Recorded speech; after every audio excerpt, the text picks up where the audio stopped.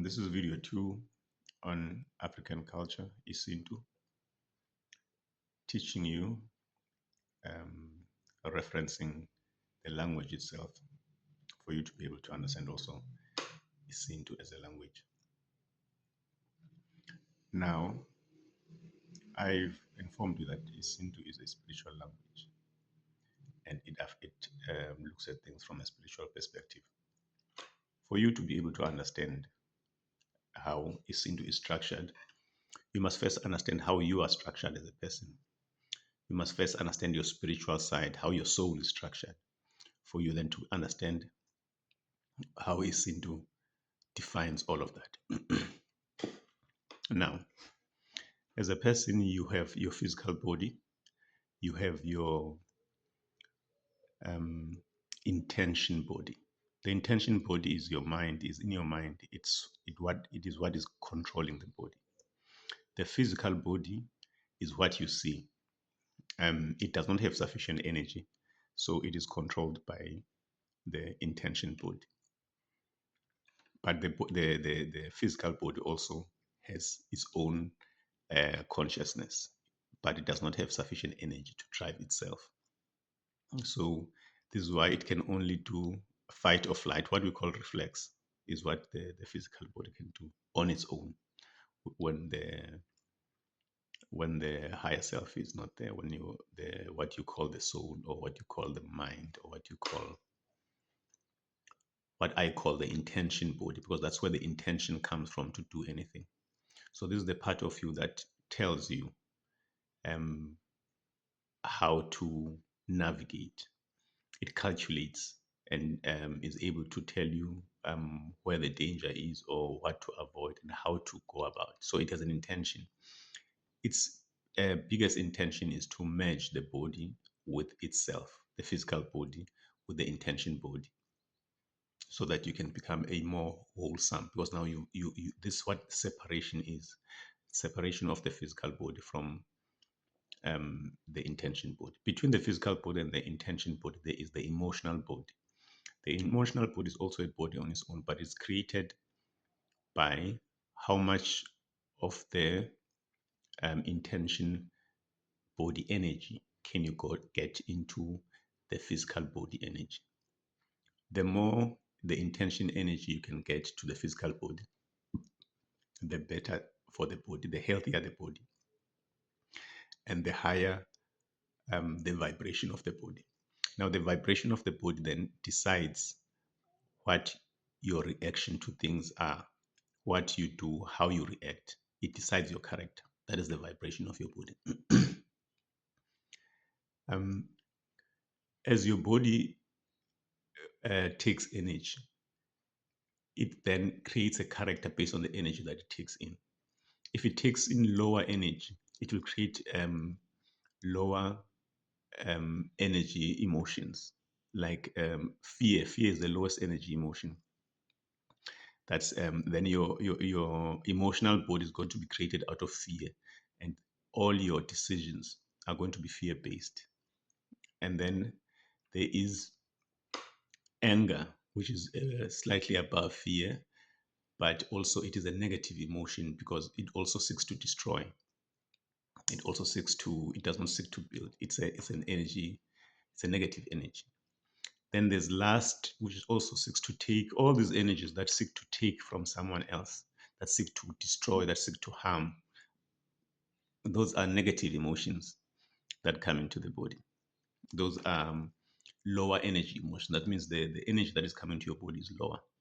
That is how then you get associated with things like depression, anxiety, because your energy is has gone to that level and you vibrate with the entities that are at that level, and they get to influence you even more. But that's another subject altogether.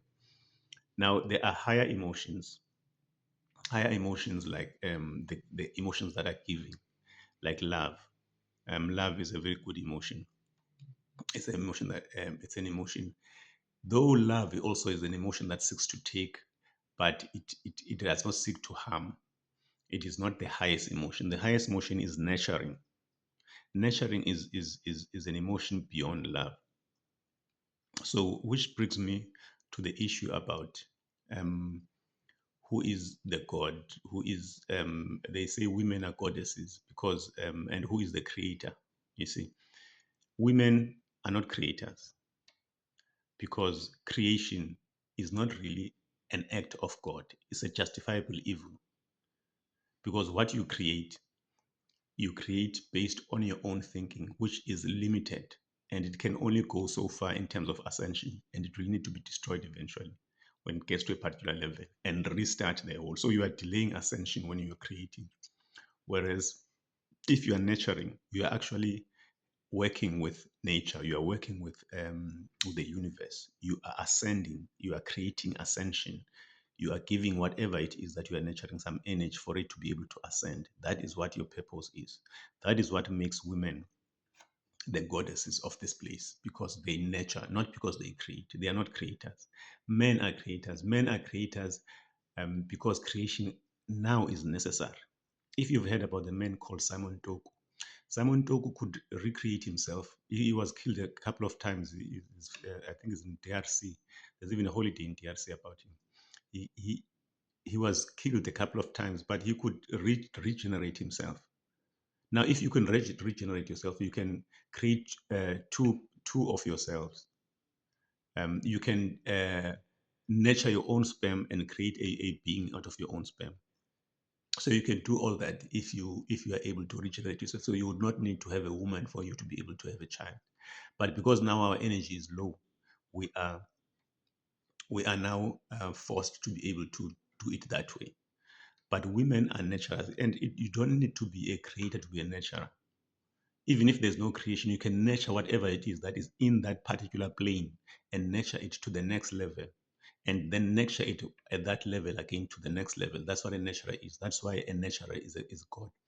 The problem about the religious script of gods and all that is that they are a service to self. They look at things from a service to self, from me. What about me? Whereas godliness is not about me. Godliness is about giving to the others. That's why all these other um, religious persons and gurus, they all talk about love. They all talk about giving. They all talk about nurturing others.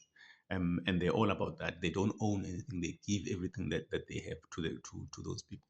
So nurturing is the code, not the creation.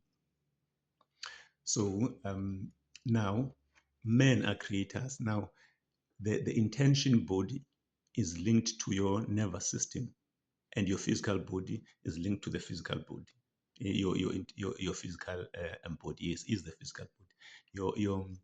Your intention body is linked to your nervous system. So your eyes are part of your intention body. They are part of your higher self. They're part of your soul. Your hair is part of. That's why your hair is lighter than it floats. It's like feathers. Feathers don't only help a bird to fly. They also harness the energy, the spiritual energy at that level. Because when you fly at that level, there's so much spiritual energy. You are able to, and the birds are able to harness it with their feathers. And we also are able to harness spiritual energy with our hair. Hence, men have hair in their mouths, because the mouth is a creation portal. You are able to create using the mouth, and you need to be able to harness spiritual energy for you to be able to create. The same thing as a womb. A womb is a portal also. It's an energy portal, but it's a nurturing potential. It's a godly portal, because it seeks to create ascension. It seeks to work with nature. So, and you wonder why women would want to give up the biggest portal, the biggest energy source that they have, and say they want to remove their womb. They only need to be able to utilize their womb for them to be able to heal themselves. But that's a story for another day. Okay. I'll make it the next video carrying on from here.